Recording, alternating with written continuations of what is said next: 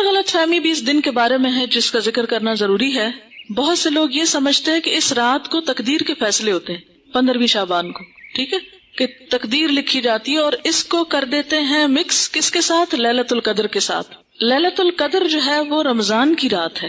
قدر کا کیا معنی ہے؟ نمبر 1 تقدیر, نمبر 2 اندازہ, نمبر 3 تنگ ہونا. اس رات اتنے فرشتے اترتے ہیں کہ زمین تنگ ہو جاتی ہے ان کے لیے.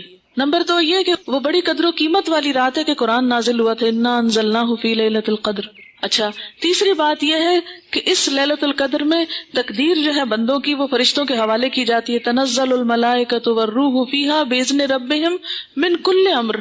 تو سارے امور جو ہیں زمین پہ جن کی ایگزیکیوشن ہونی ہے وہ فرشتوں کے سپرد, یعنی سال کا بجٹ دیا جاتا ہے. یہ سارے کام رمضان کے آخری عشرے کی کسی ایک طاق رات کو ہوتے ہیں جس کو لیلۃ القدر کہا جاتا ہے. یہ 15 شعبان کو نہیں ہوتے, ٹھیک ہے.